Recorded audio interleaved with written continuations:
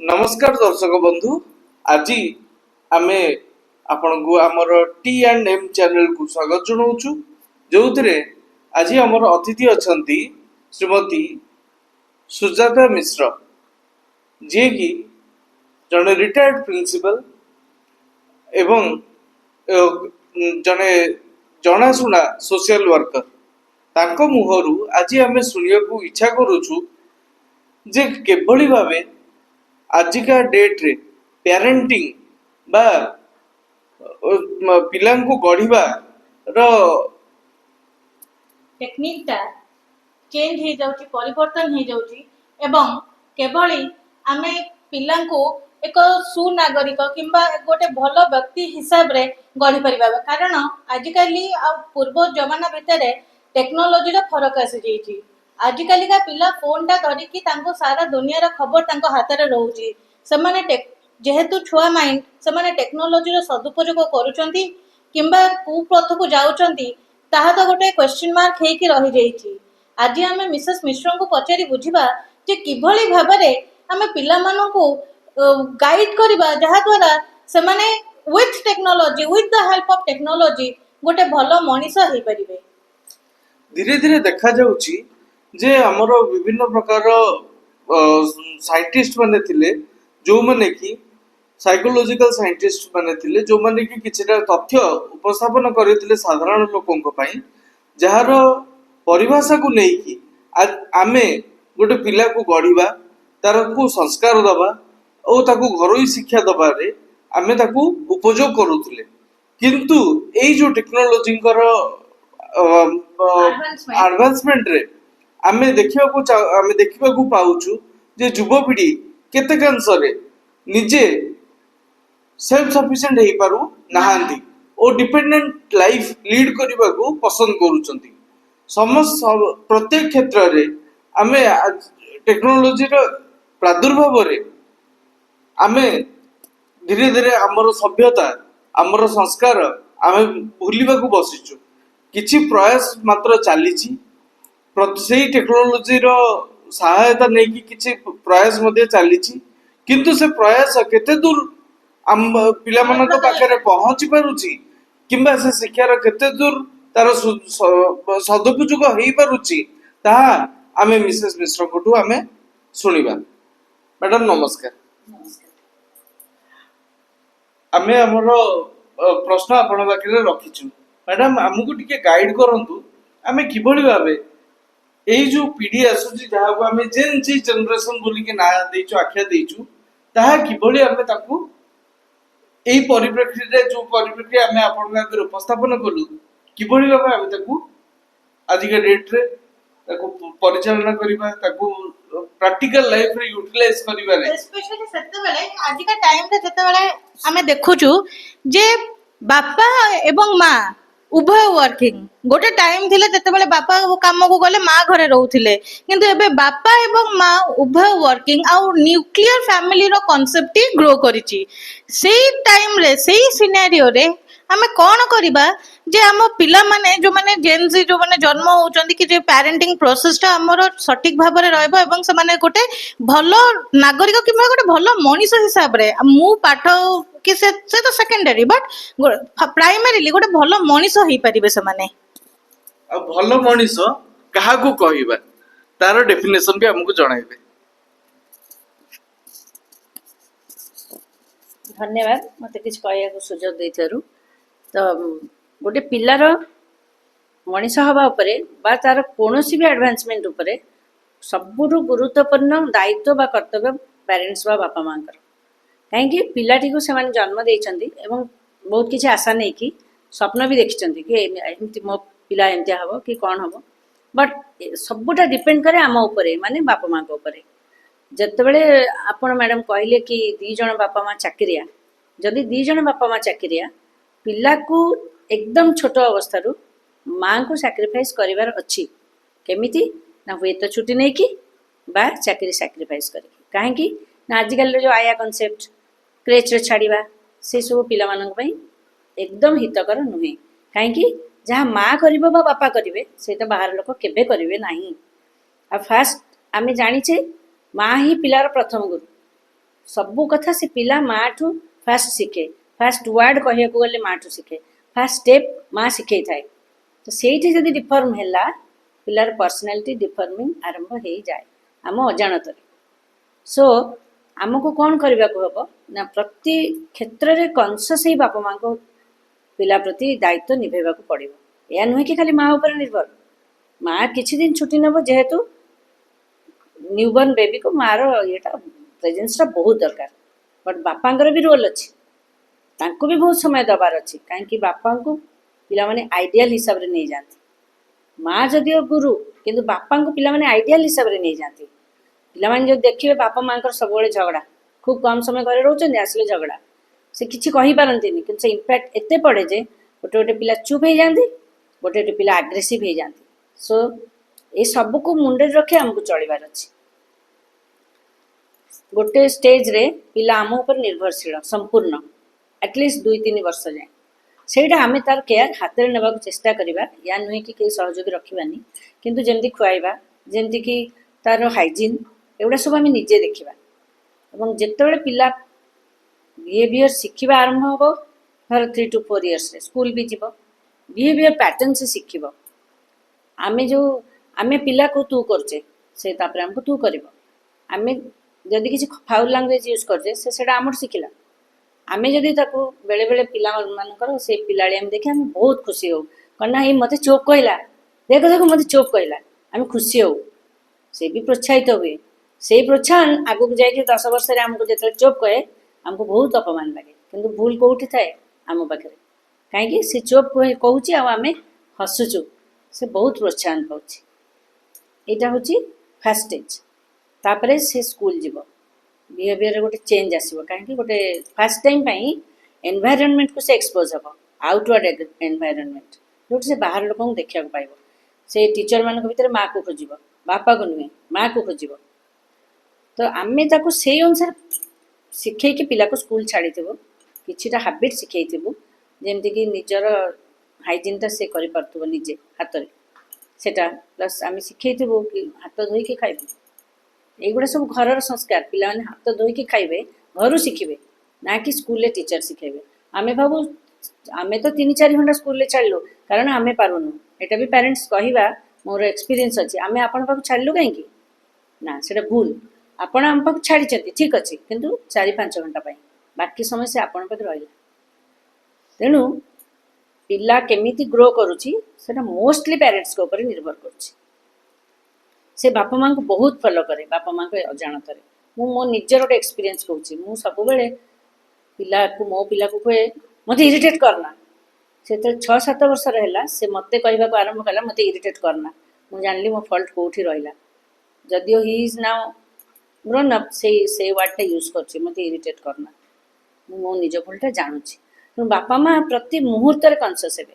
Habits ବାପାମାନଙ୍କର ବେଳେବେଳେ ଖରାପ ଥାଏ, ଏଇଟା ବହୁତ ଖରାପ ଇମ୍ପାକ୍ଟ ପିଲାଙ୍କ ଉପରେ ପକାଏ। ସେ ଚୁପ୍ କରି ସେଇ କାମଟା କରିବାକୁ ଚାହାନ୍ତି ଯେଉଁଟା ସେ ବାପାଙ୍କୁ ଦେଖିଥାନ୍ତି। ବାପା ମାଆ କଜିଆଟା ସବୁଠୁ ବେଶୀ ଖରାପ ପ୍ରଭାବ ତାଙ୍କ ପର୍ସନାଲିଟି ଉପରେ ପକାଏ। ଘରେ ଯଦି ଅଶାନ୍ତି, ଯଦି ଜଏଣ୍ଟ ଫ୍ୟାମିଲି ଅଛି, ପିଲା ଆହୁରି ଇନସିକ୍ୟୁର ହେଇଯାଏ। କାହିଁକି ନା ତାକୁ କେଉଁଠି ସେ କାହା ପାଖରେ ଆଡ଼ଜଷ୍ଟ ହେଇପାରେନି। ବାପା ମାଆ ଝଗଡ଼ା ହେଉଥିବେ, ମାଆ କାନ୍ଦିକି ପଳେଇବଣି, ସେପଟେ କିଏ ଆଉ ଧର ଅଛନ୍ତି। ବେଳେବେଳେ ଗ୍ରାଣ୍ଡ ପ୍ୟାରେଣ୍ଟସ୍ ଥାନ୍ତି, ସେମାନେ ପିଲାଙ୍କୁ ଆଦରି ନିଅନ୍ତି। କିନ୍ତୁ ଆହୁରି ଯଦି ଏକ୍ସଟେଣ୍ଡେଡ଼ ଫ୍ୟାମିଲି ହେଲା, କାହାକୁ ଆଦରି ପାରେନି ପିଲା। ସେଇଠି ତାର ଡିଫରେଣ୍ଟ ପର୍ସନାଲିଟି ଆରମ୍ଭ ହେଇଯାଏ। ସୋ ଯେତେବେଳେ 10 ଇୟର୍ସ ହେଇଯାଏ ପିଲାକୁ, ବହୁତ ଚାଲାକ ଆଉ ଜାଣିବାର ହେଇଯାଇଥାଏ। କିନ୍ତୁ ଆମେ ଜାଣିପାରୁନି ଆମ ପିଲା ବଡ଼ ହେଇଗଲାଣି ଆଉ ଜାଣିବାର ହେଇଗଲାଣି। ଆମେ ତଥାପି ତା ଆଗରେ ତାକୁ ପିଲା ଭାବି ବହୁତ କିଛି ଭୁଲ କରିଥାଉ। କିନ୍ତୁ ସେଠି ତାର ସିଏ ଗୋଟେ ଷ୍ଟେଜ୍ରେ ଆସେ, ଯେତେବେଳେ ତାକୁ ସେ ଟିନ୍ରେ ପହଞ୍ଚେ, ସେ ବଡ଼ ହୁଏନି କି ସାନ ହୁଏନି। ଆମେ ବେଳେବେଳେ କହୁ ଏଡ଼େ ବଡ଼ ପିଲା ଟିକେ ଭୁଲ କରୁଛୁ, ବେଳେବେଳେ କହୁ ଏଡ଼ିଟିଏ ପିଲା ଏମିତି କ'ଣ କଥାବାର୍ତ୍ତା କରୁଛୁ। ସେ ଜାଣିପାରେନି ଯେ ମୁଁ ବଡ଼ ନା ମୁଁ ସାନ। ବାସ୍, ସେଟା ସେ କହି ବି ପାରେନି। ବାପା ମାଆଙ୍କୁ ଇରିଟେସନ୍ ଦେଖାଏ, ଟେମ୍ପର ଟାଣ୍ଟ୍ରମ୍ ଦେଖାଏ। କ'ଣ ନା ଫୋପାଡ଼ିକି ଫିଙ୍ଗିବ, ରାଗିଗଲା ଗ୍ଲାସ୍ଟେ ଧରିଛି ଫିଙ୍ଗିଦେଲା, ରାଗିଗଲା ଘରେ କ'ଣ ଗୋଟେ ପିଟିଦେଲା। ଏଇଟାରେ ଆମେ ଦାୟୀ, ସେ ନୁହେଁ। କାହିଁକି ଆମେ ଆଜି ସକାଳେ ଯଦି କହିଛୁ ଏଡ଼େ ବଡ଼ ପିଲାଟା ଏମିତି କ'ଣ ହେଉଛୁ, ଦ୍ୱିପହରେ କହିବୁ ଏଡ଼ିଟିଏ ପିଲା କ'ଣ ଏମିତି କହୁଛୁ। So he is in a confusing state. ତାପରେ ତାର ହରମୋନାଲ ଚେଞ୍ଜେସ୍ ହେଉଥାଏ, ଯେଉଁଟାକି ତାକୁ ଭିତରେ ଭିତରେ କ'ଣ ସବୁ ଫିଲିଂ ହଉ। ମାନେ ହଉଥାଏ ଯୋଉଟା ସିଏ କହିପାରେନି କି ଆମେ ବୁଝିପାରୁନି, ଆମେ ତାକୁ ତା ଉପରେ ଶୋଧୁ, କାହିଁ ଏମିତି ହଉଛୁ, ବିହେଭିୟର ଶିଖିନୁ, ଏମିତି କ'ଣ ଚାଲୁଛୁ, ସେମିତି କ'ଣ ବସୁଛୁ, but that is not the way. We should be friendly at that time. ପିଲାକୁ ସେତେବେଳେ ଆମେ ଗୋଟେ ଫ୍ରେଣ୍ଡଲି ଆଟମୋସ୍ଫିୟରରେ ବଢ଼େଇବା, ଯେମିତି ସେ ଫ୍ରି ହବ ଆମ ସାଙ୍ଗରେ। ସେ ରାଗି ଯାଉଛି, ଆମେ ରାଗି ଯିବାନି, କ'ଣ ହେଲା, କାହିଁକି ସେମିତି କଲୁ, କ'ଣ ଅସୁବିଧା ମୋତେ କହ। Show we should be friendly ଆଜ୍ ହି ଗ୍ରୋଜ୍। ଯେତେ ସେ ବଢ଼ି ବଢ଼ି ଚାଲିବ ଆମେ ତା ସାଙ୍ଗେ ସେତେ ଫ୍ରେଣ୍ଡଲି ହେଲେ ସେ ବାହାରେ କାହାକୁ ଖୋଜିବନି, ଆମକୁ ହିଁ କହିବ। ଏଇଟା ମୁଁ କହିବାକୁ ଚାହୁଁଛି ଟିଲ୍ ଟିନେଜ୍।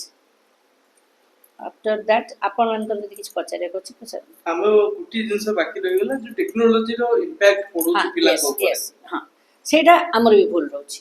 ଯଦି ମନେକର ପିଲାଟି 2-3 ମାସର, ସେ କାନ୍ଦୁଛି, ଖାଉନି, ଆମେ ତାକୁ ମୋବାଇଲଟା ଦେଖାଉଛୁ, ସେ ସେଇଟାକୁ ଅନେଇ ଅନେଇ କେତେବେଳେ ଖାଇଦେଲାଣି, ଆମେ ଖୁସି ହେଇଯାଉଛୁ, ଓ ପିଲାଟା ଖାଇଦେଲା, 10 ମିନିଟ୍ରେ ମୋ କାମ ସରିଗଲା। ଆମେ ଯିବୁ ଘର କାମ କରିବୁ, କାର୍ଟୁନ୍ ଦେଖୁଥା। ଭୁଲ କାହାର? ଆମର। କାରଣ ଆମେ ଦେଲୁ। ଯେତେବେଳେ ପଢ଼ିବା ଷ୍ଟେଜକୁ ଆସିଲା, ସେ କହିଲା ମୋତେ ଫୋନ୍ଟା ଦିଅ, ସେତେବେଳେ ଆମେ ରାଗିଲୁ, କିନ୍ତୁ ତାର ଭୁଲ ନୁହେଁ।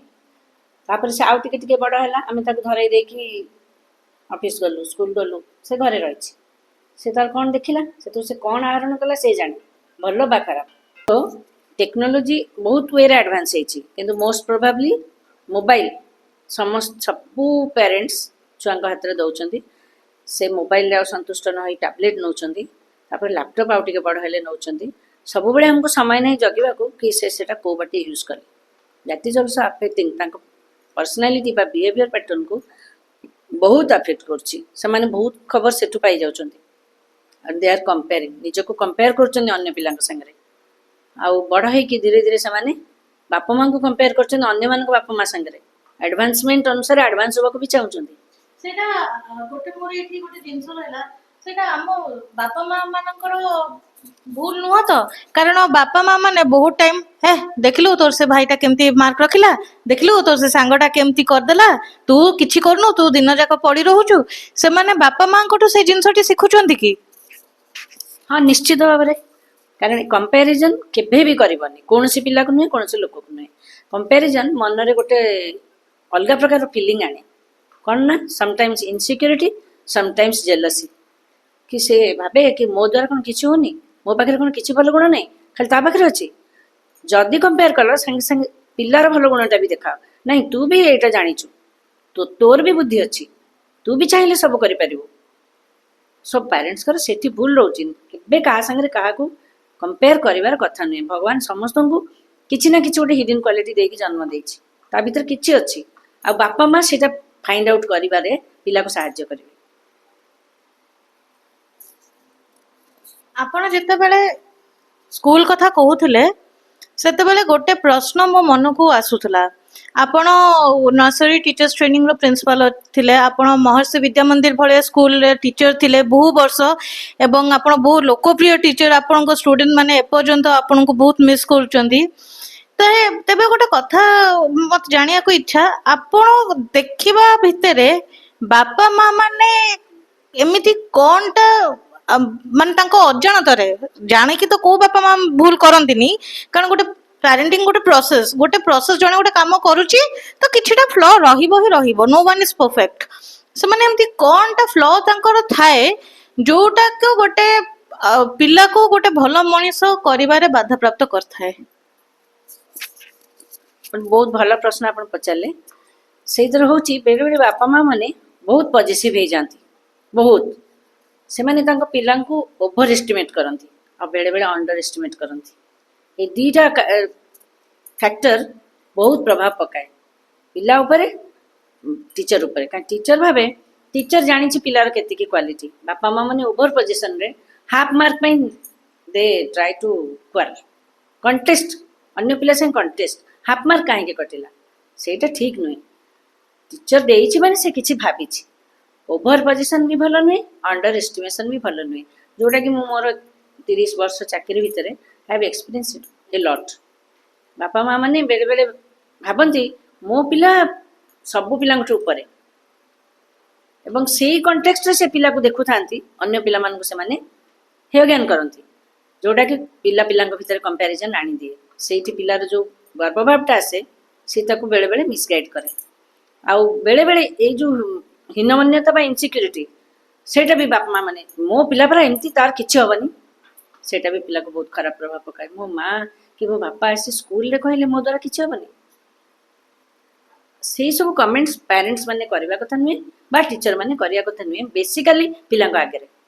ଯଦି ଡିସ୍କସ୍ କରିବାର ଇଚ୍ଛା ଅଛି ସେଟା ପିଲାଙ୍କ ଆବସେନ୍ସରେ ଡିସ୍କସନ୍ କରାଯାଇପାରେ ନିଜ ନିଜ ଭିତରେ ମାନେ ପ୍ୟାରେଣ୍ଟସ୍ ଆଉ ଟିଚର। କିନ୍ତୁ ପିଲା ଯଦି ସେଇଟା ଶୁଣିଦିଏ ତାର ପର୍ସନାଲିଟି ଉପରେ ସେଟା ବହୁତ ଏଫେକ୍ଟ ପକାଏ।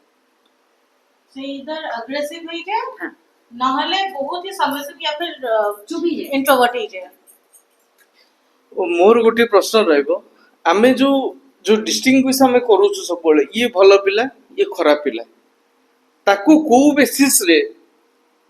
କାରଣ ଗୋଟେ ଯୋଉ ପିଲାଟି ଯୋଉ ପର୍ଯ୍ୟନ୍ତ ମେଜରିଟି ଆଟେଣ୍ଡ କରିନାହିଁ ସେ ପର୍ଯ୍ୟନ୍ତ ଗୋଟେ ମାଟି ହାଣ୍ଡି ସଦୃଶ, ମାଟି ପୋଟଳ ସଦୃଶ, ତାକୁ କୋଉ ଆକାର ଦିଆଯିବ କୋଉ ପ୍ରକାର ଦିଆଯିବ ଇଏ ସବୁ ଜିନିଷ ଡିଟରମିନ କରେ ଖାଲି ପ୍ୟାରେଣ୍ଟସ୍ ନୁହଁ, ଟିଚର ନୁହଁ, ସୋସାଇଟି ବି, ଆଉ ପିୟର ପ୍ରେସର, ସାଙ୍ଗମାନଙ୍କ ସେ କାହା ସାଙ୍ଗେ ମିଶିଲା ଇଏ ସବୁ ବି ଡିଟରମିନିଂ ଫ୍ୟାକ୍ଟର।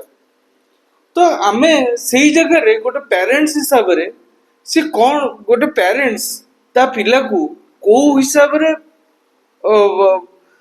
ଚୁଜ୍ କରିବ, ବାଟଟାକୁ କୋଉ ରାସ୍ତାରେ ନବ, କେମିତି ସେ ଜଣେଇବ ଯେ ଏଇଟା ଭଲ ଏଇଟା ମନ୍ଦ, ସେଇ ଜିନିଷଟା ସେ ତାର ପ୍ରୋସେସ କ'ଣ ନା ସେଟାକୁ ସ୍ୱତଃପ୍ରବୃତ୍ତ ଭାବେ ଗୋଟେ ପିଲା ଭିତରେ ଜାଗୃତ ହୁଏ। এইটা ବି ଗୋଟେ ବହୁତ ଭଲ କ୍ୱେଶ୍ଚିନ୍। ବେଳେବେଳେ ପ୍ରକୃତରେ ପିଲାମାନଙ୍କ ଭିତରେ ସ୍ୱତଃପ୍ରବୃତ୍ତ ଜାଗୃତ ହୁଏ କିନ୍ତୁ ତାର ପରସେଣ୍ଟେଜ ବହୁତ କମ୍। ବାପା ମାଙ୍କର କର୍ତ୍ତବ୍ୟ ହେଲା ପିଲା ଭିତରର ହିଡେନ୍ କ୍ୱାଲିଟି ବା ତା ଭିତରେ ଥିବା ଗୁଣଟାକୁ ବାହାରେ ପରିପ୍ରକାଶ କରେଇବା। ବିକଶିତ କରେଇବା। ହଁ, ସେଇଟା ବାପା ମା ଜାଣିବେ କି ମୋ ପିଲା ଭଲ ଗାଇପାରୁଛି, କି ମୋ ପିଲା ଭଲ ନାଚି ପାରୁଛି, କି ସେ ଡ୍ରଇଂ ଭଲ କରିପାରୁଛି, କିନ୍ତୁ ସେ ନିଜକୁ ପ୍ରକାଶ କରିପାରୁନି ବିକଜ ସେ ଟିକେ ବହୁତ ଲାଜକୁଳା ହେଇପାରେ କି ବହୁତ ମାନେ କ'ଣ ଶୋ ଅଫ୍ କରିନଥାଇପାରେ। ସେଇଟା ବାପା ମାଙ୍କର ଟିଚରଙ୍କ ଅପେକ୍ଷା ଯଥେଷ୍ଟ ଗୁରୁତ୍ୱପୂର୍ଣ୍ଣ ଦାୟିତ୍ୱ କି ପିଲା ଭିତରେ ଗୁଣଟାକୁ ସେ କେମିତି ବିକଶିତ କରିବେ। ସବୁ ପିଲା ସମାନ ପଢ଼ିବେ ତାର କିଛି ମାନେ ନାହିଁ, କିନ୍ତୁ ଆହୁରି ବହୁତ କିଛି ଅଛି ଯାହା ପିଲା ଭିତରେ ଅଛି। ଟିଚରଙ୍କ ଅପେକ୍ଷା ବାପା ମାଙ୍କ ପାଖେ ଯେହେତୁ ସେ ବେଶୀ ସମୟ ସ୍ପେଣ୍ଡ କରୁଛି ତାକୁ ଭଲ ୱେରେ ପିଲାକୁ ମିସଗାଇଡ୍ ନ କରି ହଉ ତୁ ପଢ଼ ଯେତିକି ପଢ଼ୁଛୁ ପଢ଼, ଏହା ନାହିଁ କି ମୋର 99% ଦରକାର, କିନ୍ତୁ ପଢ଼ ଏଇଟା ତୋର ଭଲ ହେଉଛି ଠିକ୍ ଅଛି ଆମେ ଏଇ ବାଟେ ବି ତତେ ପ୍ରୋତ୍ସାହନ ଦେବୁ। ତ ପିଲା ତା ଫଳରେ କ'ଣ ହେବ ସେ ମନ ଖୋଲିକି ବାପା ମାଙ୍କ ଆଗରେ ପ୍ରକାଶ କରିବ ହଁ ମୋତେ ଏଇ ଲାଇନଟା ଭଲ ଲାଗୁଛି। ମ୍ୟାଡାମ ମୁଁ ଏଠି just ଗୋଟିଏ ଜିନିଷ ଆଡ୍ କରିବାକୁ ଚାହୁଁଛି। ଆଜିକା ସମୟରେ ଆମର ଦେଖାଯାଉଛି ଆମର ସହନଶୀଳତା ଧୀରେ ଧୀରେ କମି ଯାଉଛି। ଆମେ ସେଇ ସହନଶୀଳ ଗୁଣ କିମ୍ବା ଯେକୌଣସି ପ୍ରକାରର ସଦ୍ଗୁଣ ଆମେ ଯାହାକୁ କହିବା ଯେ ସହନଶୀଳତା, ବ୍ୟବହାରିକ ଆଚାର ବ୍ୟବହାର, ନିଜର ସୁନ୍ଦର ପରିକାଷ୍ଠା, ବିଚାରଶୀଳ ହବା, ତର୍ଜମା କରିବା, କୋଉଟା ଠିକ କୋଉଟା ଭୁଲ, ଠିକ ଭୁଲର ନିର୍ଣ୍ଣୟ ନବା, ଏସବୁ ଜିନିଷର ଯୋଉ ଗୁଣର ବିକଶିତ କରିବା ଏ ଦାୟିତ୍ୱ କ'ଣ କେବଳ ଖାଲି ପ୍ୟାରେଣ୍ଟସ୍ଙ୍କର ନା ସ୍କୁଲର ବି ୟା ଦେହରେ କିଛି ଭୂମିକା ଅଛି? ହଁ, ଭୂମିକା ତ ଉଭୟଙ୍କର ନିଶ୍ଚିତ ଅଛି, କିନ୍ତୁ ପ୍ୟାରେଣ୍ଟସ୍ଙ୍କର ଅଧିକା ଏଇଥିପାଇଁ ଯେହେତୁ ପ୍ୟାରେଣ୍ଟସ୍ଙ୍କ ସାଙ୍ଗରେ ପିଲା ବେଶୀ ସମୟ କାଟୁଛି। ପିଲାକୁ ହଷ୍ଟେଲ ଛାଡ଼ିଦେଲୁ ସେଟା ଆମର ଗୋଟେ ବଡ଼ ଭୁଲ। କାହିଁକି ଏଇ ଷ୍ଟେଜରେ ପିଲାକୁ ହଷ୍ଟେଲ ଛାଡ଼ିବାର ନୁହେଁ। କାହିଁକି ନୁହେଁ ନା ସେ ତାର ଗ୍ରୋଇଂ ଷ୍ଟେଜ ଯେଉଁଟାରେ ଆଗକୁ ଯାଇ ସେ ସେଇଆ ହିଁ ହେବ। ହଷ୍ଟେଲରେ ହୁଏତ ସେ କ'ଣ ଖାଉଛି ଜାଣିନି, ତାକୁ ସେଇଟା ଭଲ ଲାଗୁନି ଜବରଦସ୍ତ ଖାଉଛି। କେଉଁ ପିଲା ସେଠି ତା ସାଙ୍ଗରେ ରହିଲେ ସେ ରହିକି ଆଡ଼ଜଷ୍ଟ କରିବାକୁ ବାଧ୍ୟ ହେଉଛି। ତଥାପି ବେଳେବେଳେ ଆମେ ବୋର୍ଡିଂ ସ୍କୁଲ ଛାଡ଼ିବାକୁ ବଡ଼ ଗର୍ବ ମନେ କରୁଛୁ, ବାହାରେ କହିବୁ ଆମ ପିଲା ବୋର୍ଡିଂ ସ୍କୁଲରେ ଅଛି। ନୁହେଁ, ବାପା ମାଙ୍କର ଗୁରୁତ୍ୱ ନିଶ୍ଚିତ ଭାବରେ ଅଧିକା ଟିଚରଙ୍କଠୁ। ଟିଚରଙ୍କର ତ ନିଶ୍ଚୟ ଅଛି, କାରଣ ବେଳେବେଳେ ପିଲାମାନେ ଗୋଟେ ଗୋଟେ ଟିଚରଙ୍କୁ ବହୁତ ଆଇଡିଆଲ କରନ୍ତି। ଏବେ ବି ମୋର ଗୋଟେ ପିଲାମାନେ ବାହାରେ ଅଛନ୍ତି ଆବ୍ରଡ, ହେଲେ ସେମାନେ ଷ୍ଟିଲ୍ ନାଉ ମୋତେ ଲେଖୁଛନ୍ତି ମିସ୍ ଆପଣ ଆମର ଆଇଡିଆଲ। କାହିଁକି ନା କିଛି ଗୋଟେ ସେମାନେ ପାଇଛନ୍ତି। ତେଣୁ ଟିଚରଙ୍କର ଗୁରୁତ୍ୱ ଭୂମିକା ନିଶ୍ଚୟ ଅଛି, କିନ୍ତୁ ବାପା ମାଙ୍କଠୁ ନୁହେଁ। କାହିଁକି ନା ସେମାନେ ମୋଷ୍ଟ ଅଫ୍ ଦ ଟାଇମ୍ ବାପା ମାଙ୍କ ସାଙ୍ଗେ କାଟିବେ। ଆଉ ଆମର ଭିତରର ଯୋଉ ରାଗ ଆମେ ସେଟା ପିଲା ଉପରେ କେବେ ସୁଝେଇବାନି। ସେଟା ଆମର କାମ ପ୍ରେସର ହଉ କି ଆମ ଫ୍ୟାମିଲି ମ୍ୟାଟର ହଉ, ପିଲାଙ୍କ ଆଗରେ we should always try to be normal. आम ताक आगे बिहेव करवा आज किसी बापा माँ भूमिका निश्चित भाव में अधिका। मैडम आ गोटे प्रश्न रही जदि आमे जदि आमे पुराना काल को जीवा गुरुकुल रो कांसेप्ट जोटी गोटे व्रत वर्णन हो सारा पर पिला को सांगे सांगे गुरुकुल को पठा जाउतला।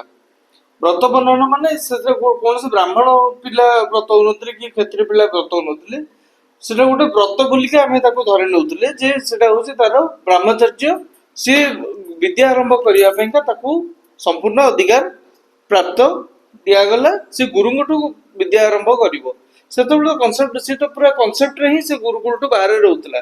तो हॉस्टल भी मध्य सेही सिद्धांत रे चलिबा पई सृष्टि करा हेछि मॉडर्न कांसेप्ट रे किंतु जोटा कि देखा जाउछि से धीरे धीरे विभ्रांतिकर परिस्थिति को लेके पहुंचौछि। तो ए समय रे ए परिप्रेक्षी आज का डेट रो जो नुआ पीढ़ी पेंका जो आमे सोसाइटी बनैबा को चेष्टा करूछु से परिप्रेक्षी रे गुरुकुल रो कांसेप्ट और स्कूल रो कांसेप्ट केते दूर डिफरेंस करछि और स्कूल रो कांसेप्ट रे पिलांकर निजर परिकाष्ठा करिवार जो निज गुण को विकसित करबा पईका जो सामर्थ्य दरकार से सामर्थ्य को गुरुकुल देई पारुथिला ना सही अभाव जो स्कूल रो कांसेप्ट स्टार्ट हला। एटा भी गोटे भल प्रश्न किंतु गुरुकुल और स्कूल भितर बहुत डिफरेंस कहीं गुरुकुल जो डिसिप्लिन थिला बा श्रृंखला से भितर पिला रहिबा को बाध्य होतिले से समय भी अलगा थिला किंतु वर्तमान तो टेक्नोलोजी रे जुग स्कूल रे भी एडवांसमेंट सबू एबे जो हॉस्टल रे जहाँ सब चली मु तो कहबा को उचित माने करूनी आउ मु जो स्कूल रे थिली महर्षि विद्या मंदिर सेठी 1 to 1 गोटे सेक्शन रे 15 टू अधिका पिला रहिबे नाही सेंते स्कूल बहुत कम 1 to 1 जदि हैला ताहले पिलार पर्सनालिटी डेवलपमेंट संगे ऑल राउंड डेवलपमेंट हुए। आमर स्कूल रे वेद गीता एवरीथिंग मेडिटेशन सब किछि पिला को दिया जाए एवं ता संगे पाठ पढ़ा जाए किंतु हठात हम जतल देखुछु स्कूल 10th रे सरी गला पारे संगे संग गोटे नुआ सिस्टम +2 कांसेप्ट स्टार्ट हे कॉलेज को जिबार जो क्रेज 9th 10th रो स्टार्ट हे होची तापरे 10th रे जाय के हमें विभिन्न प्रकार शौकीन रो शिकार हे होछु तापरे हमें +3 पर हमरो +3 बेल को ग्रेजुएशन बेल को सी आ गोटे डायमेंशन को हमें पूरा पढौछु समुदे वर्ष 2 वर्ष रो ए जो गैप रे गोटे प्रॉपर मनुष्य रे गढी हबाटा सतरे बाधा से गुटा को बाधा प्राप्त होउची ना पूरा गोटे स्टडी कंप्लीट हला पर्यंत से स्कूलिंग कांसेप्ट रहया दरकार ना एमती धीरे धीरे चेंज सहित रहया दरकार। मु मिस्टर दास को प्रश्न को आ गोटे कड़ी जोडुची जे जेतेबेले स्कूल ले थाओ एबे तो +2 को भी स्कूल हायर सेकेंडरी स्कूल ले भर्ती कर देलेनी पिला जेमती स्प्रिंग टा चापी ही कि थाए से माने सेमती गोटे गाइडलाइन भितर बांधी ही कि थांती जेतेबेले मिस्टर दास जेमती कहले ग्रेजुएशन स्टेज को जानती जेमती स्प्रिंग टा को हमें छाड़ देले उछुली जाए से सेमिति पूरा सब दायरा भांगी की गला भले निज को फील करंती हमें फ्री बर्ड हे गलु हमें ग्रेजुएट स्टूडेंट माने हमें जहा इच्छा से करिवो तो एई कांसेप्ट टा कोन पिलां को बेसी माने कुपथ आड़ को नहीं जाउची पिलां को बेसी अमनिस बाट को नहीं जाउची कि हाँ निश्चित भाव में कहीं ना पिला माने चापी ही थांती सेटा स्कूल प्रेशर हो कि जहाँ भी हो चापी ही थांती वंस तांको फ्रीडम मिल जाए से भावती आम सब फ्रीडम को एका बेले आवरी नबू ठीक। दर्शक बंधु ताले आमे जानिया को पाइले जे केवल पेरेंटिंग टा केवल जे बापा मांकर दायित्व नुह एथरे स्कूल कॉलेज और समाज रो भी मध्य किसी दायित्व बोधक रही पिला को गढ़िबारे जदि पिलाटी किसी भूल करुची तेणु तार आखपाख समाज तार आखपाखर लोक ताकू सुधारिबा पई का यथेष्ट प्रयास करिया दरकार काना आजिर पिला कालीर भविष्य स्लोगान टी काहे केबे काहे को कालरू चली आसीची आमे जदि से स्लोगान टी को केवल स्लोगान हिसाब रे नबा ताहले तार कोनोसी प्रकार मूल्य नाही। आमे जदि देशरे निजर गोटे भल नागरिक आमे तैयारी करिया को चेष्टा करूछु किंबा आमे आम पर पीढ़ी प्रति आमे सचेतन भाव आमे सृष्टि करिया चाहूचु तार भितर गोटे समस्त प्रकार सद्गुण देखा इच्छा प्रकाश भी करुचु तेणु आमको से चेष्टा अविरत चेष्टा करने को पड़ो माटीर कंढई सबु बेले ता देहरे किछि छिटा रहिबो निजे निजे खसीजीव निजे निजे भांगीजीव आमर प्रयास सबुबले रहिबा दरकार जे आमर परपीढ़ी सबु बेले निजको आमर परिस्थिति आमर जो सर्कमस्टांसेस जहाँ भी आमे फेस करूचु ताठू से बेटर फेस करू ना कि से निजको अमायित भावे निजको गोटे स्प्रिंग रु बाहरला बड़े दुनिया रे नहीं कि पहुंचे दू धीरे धीरे गोटे गोटे स्टेज रे सोपान से जो भाया क्रॉस करी आसीची से भली गोटे गोटे सोपान से तार जीवन रे से ताको उपभोग करबा आरंभ करू धीरे धीरे से समस्त जिनस को ज्ञान को आहरण करू सद्गुण कोटा दुर्गुण ताको चिन्हिबा पई से ताको हमर पेरेंटिंग रे मूल मंत्र रहू कोटा सद्गुण कोटा दुर्गुण जदिओ कौन प्रकार भूल रही जाइछि कथारे अछि कुपुत्र भवति किंतु कुमाता ना भवति गोटे माँ केबे ता छुआ पे केबे भूल ही पारे नाही गोटे छुआटे हुए तो भूल ही थाई पारे कुपुत्र ही थाई पारे किंतु केबे माटी केवल कुमाता ही परिबो नाही माता मानंगु पिता मानंगु भाई भौणी समस्तंकर उत्तरदायित्व हिसाब रे आमे गोटे पिला को संस्कार देई को भलिया संस्कार दिया जीवो को भलिया तार एते प्रकार हमर टेक्नोलॉजिकल एडवांसमेंट हे सारला परे एते बड़ क्षमता हम पाखु आसिला परे आमे पेरेंटिंग रो डिटेल विषय रे आमे भी मध्य नेट रो आमे जानि परिबा आज आमे भी जो कथावार्ता हमर ए जो डिस्कशन चलीची ए डिस्कशन किछि नुवा नुह ए डिस्कशन सब बेले सब समय रे हे आसीची तेबे भी आज इकार युवपीढ़ी को जो माने आमे नुआ नुआ पेरेंटिंग रो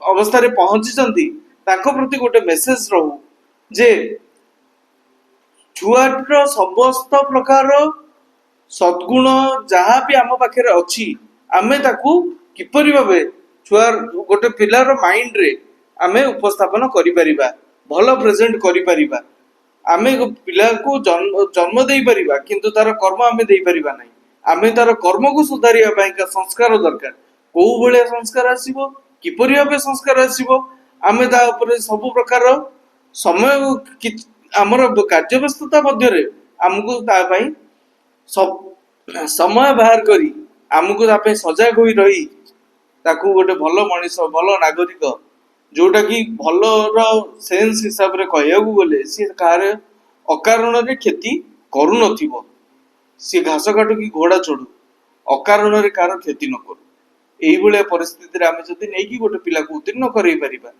ताकू जदि पुणी आ गोटे सुसमाज संगठन रे ताकू नियोजित करै परिबा तेबे आमर जीवन टी सफल हबो गोटे दीप लिभि जाउतला बेले से आ गोटे तार दायित्व होउची आ गोटे दीप को प्रज्वलन करिबा एति कहि आमे विदाय होउछु धन्यवाद।